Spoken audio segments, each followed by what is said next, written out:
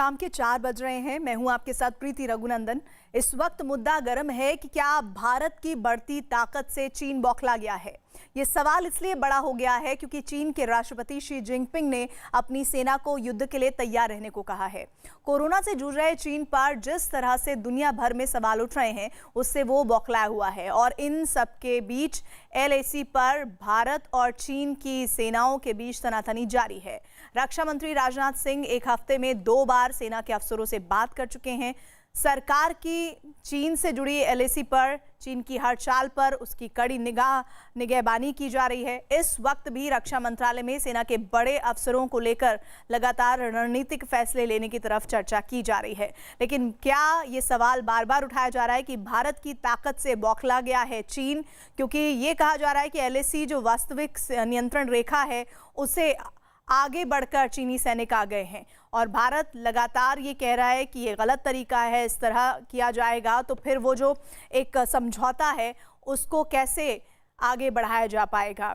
मामला दरअसल इसलिए भड़का है कि दोनों तरफ से सैनिक एक सीमा तक गश्त लगाकर अमूमन लौट जाते हैं, कोई समस्या नहीं आती है अमूमन। लेकिन जो जानकारी है उसके मुताबिक इस बार जो समस्या है वो इसलिए बढ़ रही है कि चीनी सैनिक आगे निकल आए हैं और चीन के वो सैनिक जिस जगह पहुंचे हैं वहां से पीछे नहीं हट रहे हैं और ये भारतीय सैनिकों को मंजूर नहीं है।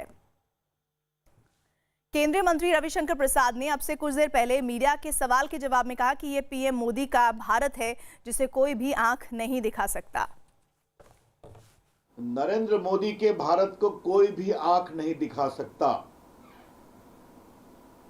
फिर कहूंगा, नरेंद्र मोदी जी के भारत को कोई आंख नहीं दिखा सकता।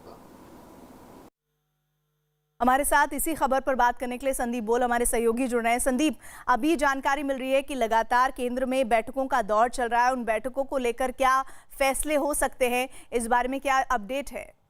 देखिए, चीन के साथ जब भी इस तरीके से बॉर्डर पर तनातनी होती है तो उनका एक बाकायदा एक मैकेनिज्म तैयार किया गया है जो कि सेना के स्तर पर जो है लोकल लेवल पर जो है उसको निपटाया जाता है, सुलझाया जाता है। अगर वहाँ से भी बात नहीं बनती है तब जाके जो है विदेश मंत्रालय और बाकी जो पूरा मशीनरी है सरकार का वो जो है उसमें इंटरफेयर करता है, उसमें जो है आता है बातचीत की टेबल पर। लेकिन अगर LAC की बात करें, LAC में इस वक्त जिस तरीके की स्थितियाँ बनी हुई है, दरअसल जो लाइन ऑफ एक्चुअल कंट्रोल है और लाइन ऑफ क्लेम लाइन जो है उसमें जो फ़र्क है, इसी वजह से जो है इस तरह की दिक्कतें होती है।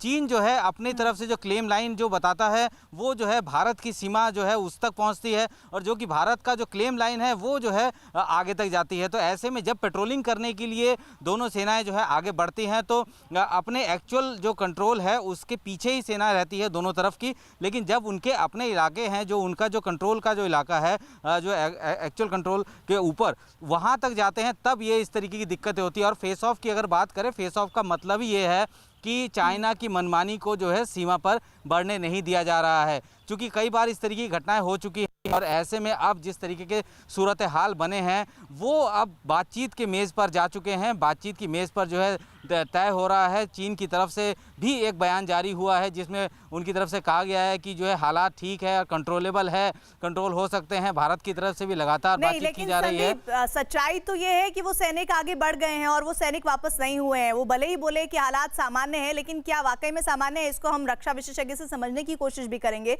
लेकिन इसी मुद्दे पर हमने बात की पूर्व सेना अध्यक्ष जनरल VK सिंह से। जिस तरह से चाइना के साथ लगातार फेस ऑफ की खबरें आती रहती हैं, इस बार भी आ रही हैं पिछले कुछ दिन से कई सारी, चाहे पेंगोंग झील हो या बालगन घाटी हो, इसको लेके तमाम खबरें आ रही हैं। तो इसको किस तरह से आप देखते हैं?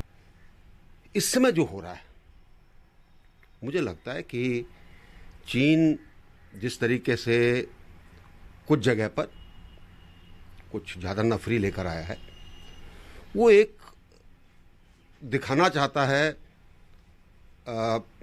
दुनिया की के ध्यान को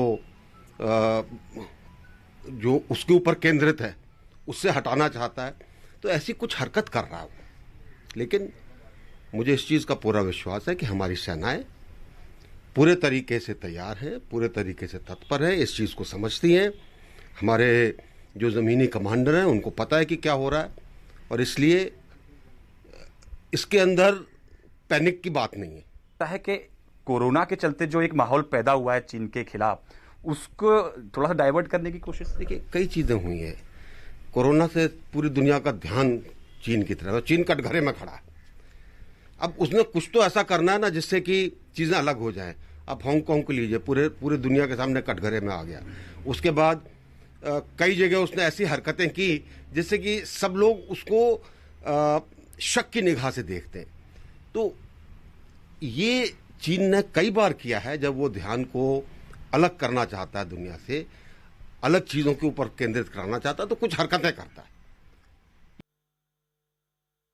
AK सिवाच हमारे साथ, हमारे सहयोगी लगातार संदीप बोल तो जुड़े हैं लेकिन डिफेंस एक्सपर्ट भी जुड़ गए हैं। AK सिवाच जी, मेरा सीधा सवाल आपसे ये है, जो संदीप भी बोल रहे थे बात की, भाई अभी चाइना की तरफ से ये स्टेटमेंट है कि सब कुछ ठीक है, लेकिन सच्चाई ये है कि चाइना ने जो सैनिक उसके आगे बढ़े हैं उन्हें पीछे नहीं किया है। इसका मतलब क्या है? क्या वाकई में कोरोना के संकट में जब सबके ट्रिगर पर चाइना है, चाइना भारत से बौखला गया है और अब इस बौखलाहट में वो लगातार इस तरह के फैसले कर रहा है?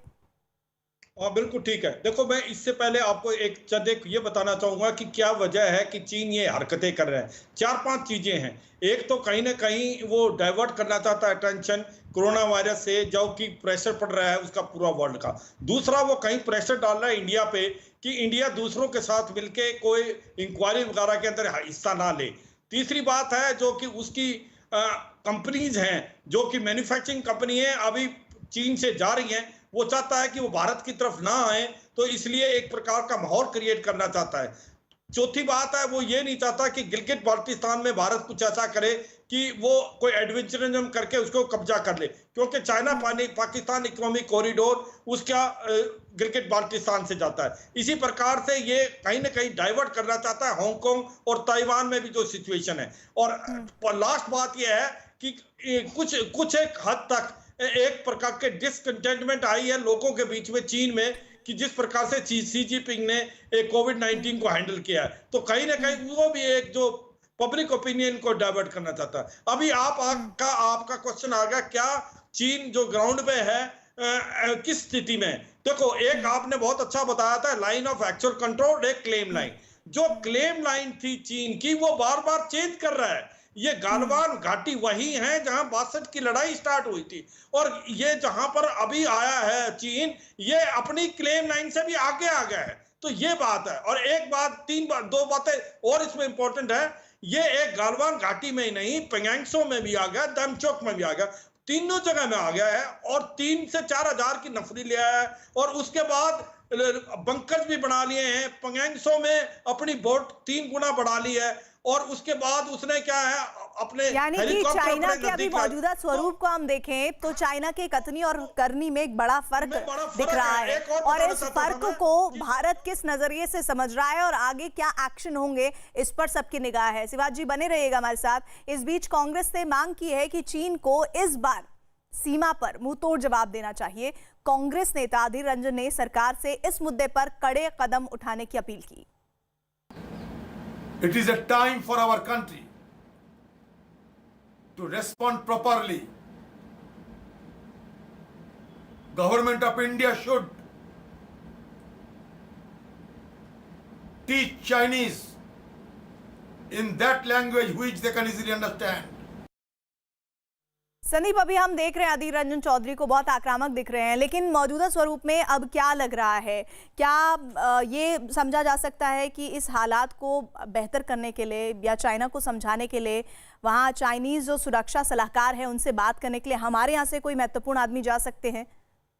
देखिए, अभी जो बातचीत जो है वो सीधे तौर पर स्थितियों पे हो रही है। कई सारे राउंड की बातचीत चाइनीज़ काउंटर पार्ट के साथ हो चुकी है ग्राउंड लेवल पे, क्योंकि ये सारा मसला जो है जहाँ से शुरू हुआ वहाँ पे सबसे पहले जो अलग अलग मैकेनिज़्म बनाए गए थे, उन मैकेनिज़्म के तहत जो है बातचीत हो चुकी है और बातचीत चल भी रही है। अभी फ़िलहाल स्थिति ये है कि भारत की तरफ से, जो कि खुद रक्षा मंत्री ने कल भी एक बैठक ली थी जिसमें कि तीनों सेना प्रमुख थे, CDS थे, उसमें ये कहा गया था कि आप जो है अपनी जो जगह है उस पर जमे रही है, यानी कि हमें अपनी जो हमारा जो क्लेम लाइन है उससे जहाँ पे हम लोग मौजूद है वहाँ से हम लोगों को पीछे नहीं हटना है। इस तरीके के संदेश जो है वो ऑलरेडी दिए जा चुके हैं। अगर हम लोग चीन की बात करें, चीन की स्थिति इस वक्त ऐसी हो रखी है कि जैसे कि हमारे एक्सपर्ट ने भी बताया कि वहाँ जो है उसको ये डर लग रहा है कि जब प्रधानमंत्री मोदी ने जो है एक बात कही थी कि आत्मनिर्भरता की, उसके बाद जो है एप्पल जो कंपनी है वो अपने जो फैक्ट्रीज जो है वो भारत में लेके आने की बात करने लगी। तो कहीं ना कहीं अलग अलग तरीके का दबाव, डर जो है वो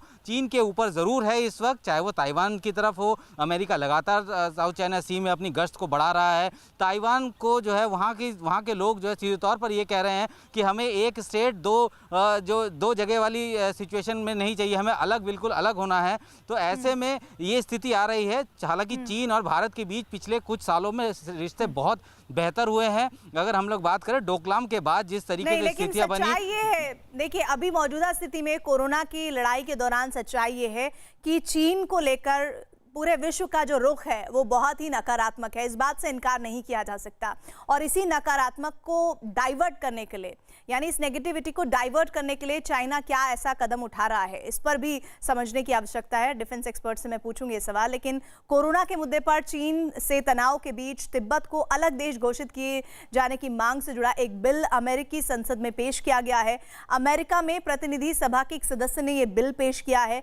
तिब्बत पर चीन अपना हक जताता रहा है और ऐसे में अमेरिका की ये कोशिश कितनी कामयाब होगी, उसके क्या असर होंगे, ये भी देखना होगा। तो ये बड़ी खबर ये है कि कोरोना के मुद्दे पर चीन से तनाव के बीच तिब्बत को अलग देश घोषित करने की मांग से जुड़ा एक बिल अमेरिकी संसद में पेश किया गया है। अमेरिका में प्रतिनिधि सभा के एक सदस्य ने यह बिल पेश किया। तिब्बत पर चीन अपना हक जताता रहा है। शिवाजी जी, बहुत बेसिक सवाल ये है कि देश की जनता ये समझना चाहती है कि कोरोना के मुद्दे पर जो तनाव चल रहा है, इस बीच तिब्बत को अलग देश घोषित करने की मांग से जुड़ा ये बिल अमेरिकी संसद में पेश हुआ है, इसका मतलब क्या है?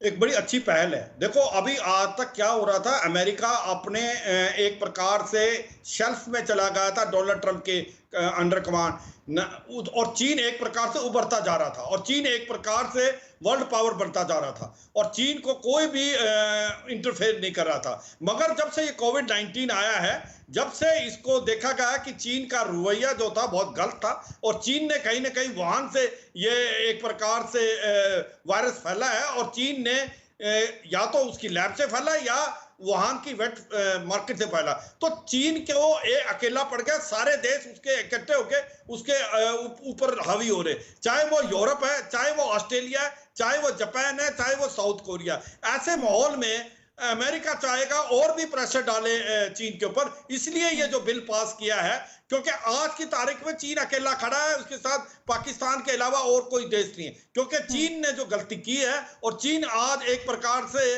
कल्प्रिट है। तो इसमें कोई दो शक नहीं कि ये जो कार्रवाई की है अमेरिका ने, इसके ऊपर काफी प्रेशर पड़ेगा चीन का और चीन जो है काफी अभी तिलमिला रहा है। जो बात आपने पहले की और थी, इसी तरह से एक और अंतर्राष्ट्रीय खबर है, उस पर भी नजर डालना शिवाजी जरूरी है। वो ये कि नेपाल के नए और विवादित नक्शे से जुड़ा बिल वहां की संसद में पेश नहीं हो पाया है। फिलहाल नेपाल के नए नक्शे पर रोक लग गई है। इसे भारत की बड़ी कूटनीतिक जीत के रूप में देखा जा सकता है।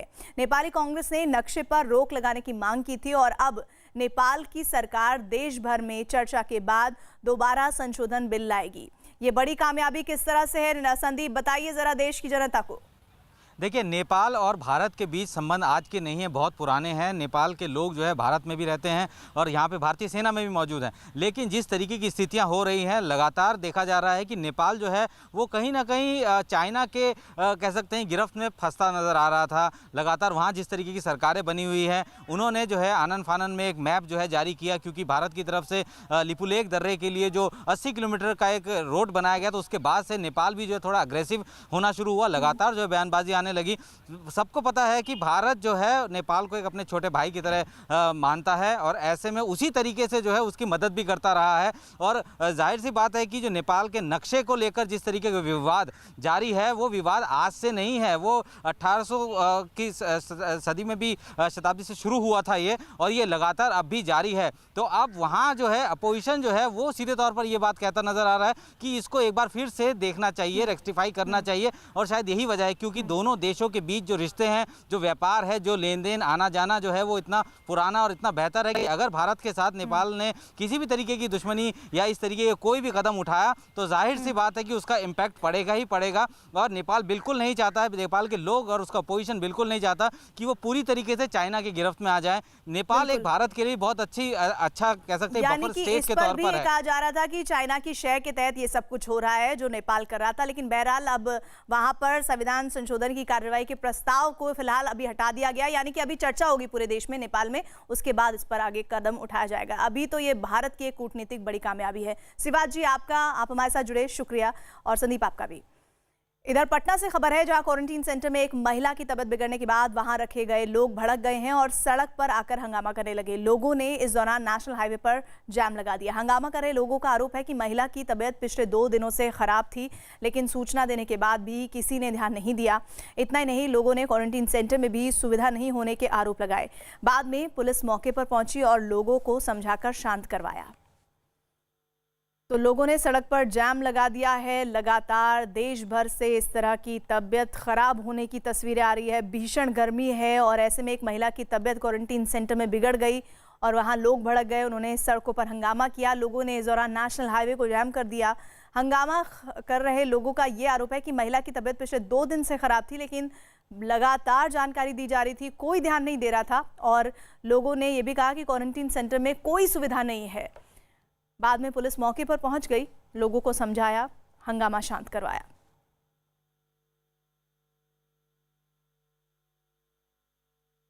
बिहार के भागलपुर पहुंची श्रमिक स्पेशल ट्रेन में सवार मजदूरों ने स्टेशन पर रखे नाश्ते के पैकेट और पानी की बोतलों को लूट लिया। ट्रेन के पहुंचने से पहले ही वहां मजदूरों के लिए नाश्ता और पानी की बोतलें रखी थीं और सोशल डिस्टेंसिंग का पालन करवाने के लिए गोले भी बनाए गए थे। लेकिन जैसे ही ट्रेन रुकी, मजदूरों की भीड़ नाश्ते और पानी की बोतलों पर टूट पड़ी।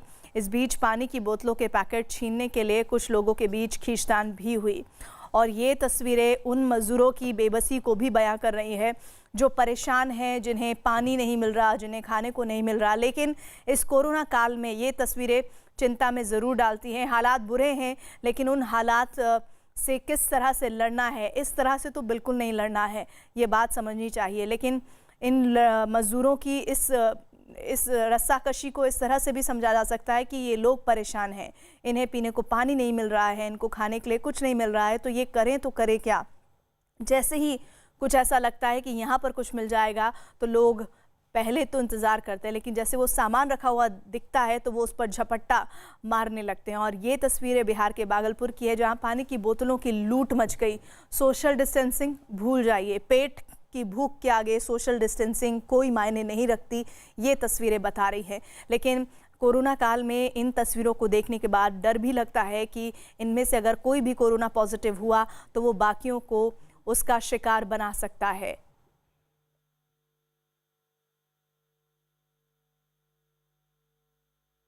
मजदूरों के घर लौटने की कोशिश के बीच एक वीडियो सोशल मीडिया पर वायरल हो रहा है जिसमें एक महिला के शव के पास उसका बच्चा मां की मौत से अनजान होकर खेलता और उसे जगाने की कोशिश करता है। दावा किया जा रहा है कि वीडियो बिहार के मुजफ्फरपुर का है। वीडियो को आरजेडी ने ट्वीट किया है। रेल मंत्री और सरकार पर निशाना साधा है। आरजेडी ने अपने ट्वीट में लिखा है, मुजफ्फरपुर में स्टेशन पर बच्चा अपनी मां की लाश से खेल रहा है, जगा रहा है। इस सच्चाई से अनजान कि भारतीय रेल में 4 दिन के भूखे प्यासे सफर ने मां की जान ले ली। अब रेल मंत्री और अधिकारी ज्ञान बांटेंगे कि महिला दिल की रोगी थी, वजन अधिक था या बीमार थी।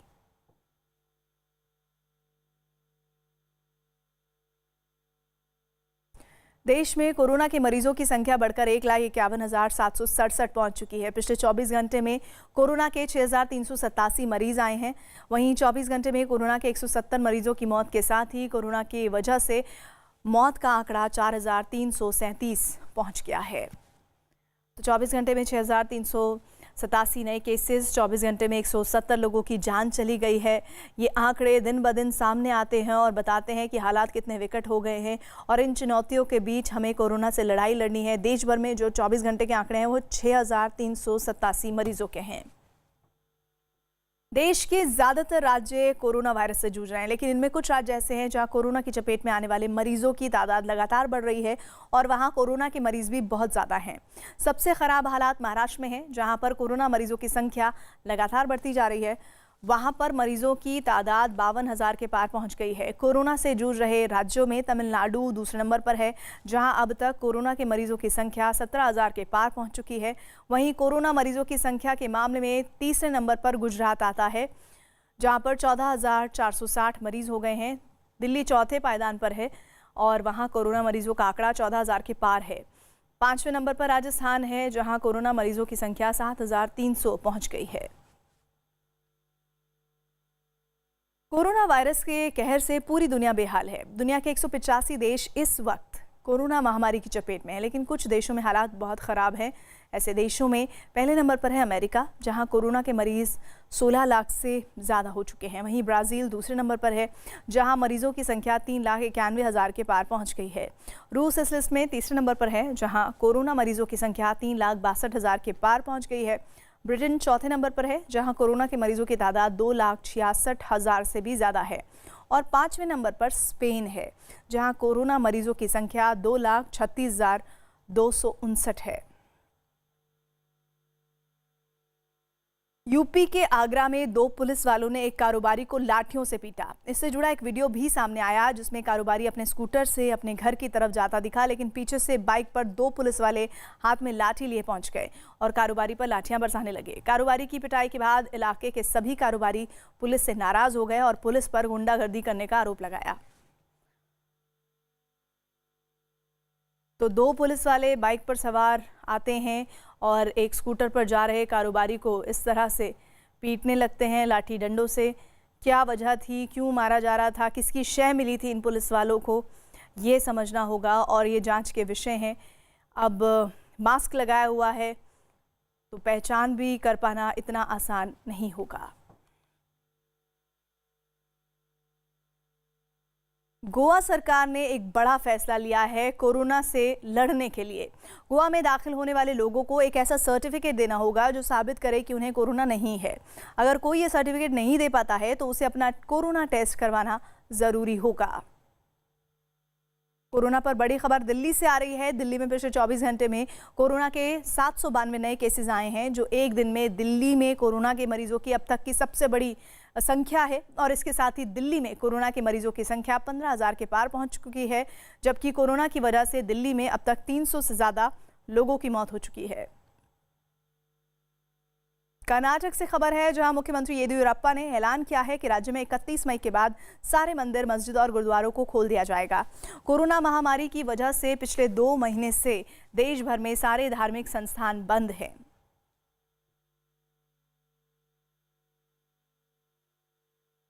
तो ये 3 जगहें खुलेंगी, यानी कि जो धार्मिक संस्थान है वो खोले जाएंगे कर्नाटक में 31 मई से।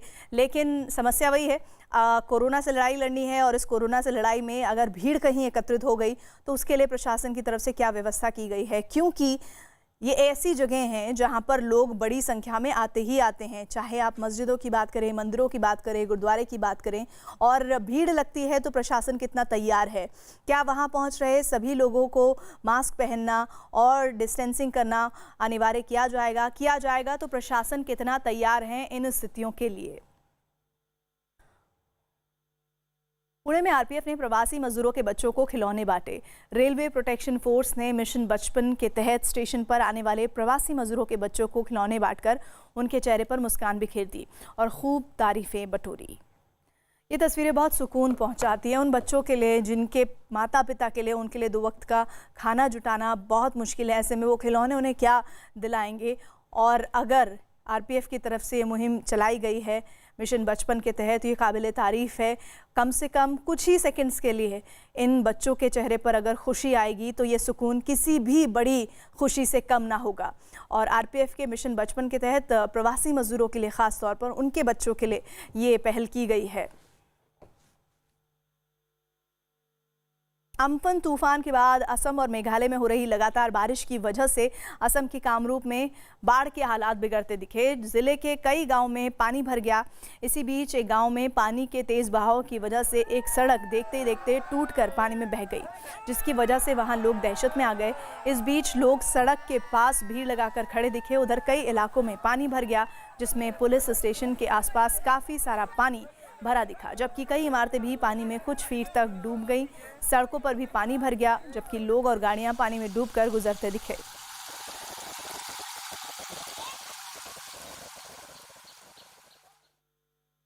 यूपी, राजस्थान, मध्य प्रदेश, गुजरात, महाराष्ट्र के बाद अब टिड्डी के हमले का खतरा देश की राजधानी दिल्ली पर मंडरा रहा है। ऐसी आशंका जताई जा रही है कि टिड्डियों का रुख दिल्ली की तरफ हो सकता है। टिड्डियों के हमले से दिल्ली को अलर्ट कर दिया गया है। चेतावनी है कि अगर हवा का रुख बदला तो दिल्ली पर टिड्डियों का हमला हो सकता है। ऐसी आशंका जताई जा रही है कि अगर ऐसा हुआ तो दिल्ली में भी भारी नुकसान हो सकता है। टिड्डियों के आतंक की 7 अलग अलग जगहों की तस्वीरें दिखा रहे हैं। राजस्थान की राजधानी जयपुर, कोटा, श्रीगंगानगर टिड्डियों के आतंक से बेहाल हैं। उत्तर प्रदेश के झांसी में टिड्डियों ने जमकर कहर मचाया है। मध्य प्रदेश के सतना और सीहोर में भी टिड्डियों का दल तबाही मचाता दिखाई दे रहा है। टिड्डियों का ऐसा आतंक है कि जिधर नजर डालिए उधर ही टिड्डियां नजर आ रही हैं। आपको हम तस्वीरें दिखा रहे हैं और इन तस्वीरों के जरिए समझिए। पहली तस्वीर है एक घर की छत की, जहां पर टिड्डियों का झुंड दिखाई दे रहा है। दूसरी तस्वीर है आसमान में टिड्डियों का दल उड़ता दिखाई दे रहा है। एक तस्वीर है जिसमें सड़कों पर उड़ती टिड्डियां दिखाई दे रही हैं और चौथी तस्वीर में खेतों में फसलों पर हमला करती टिड्डियां दिखाई दे रही हैं।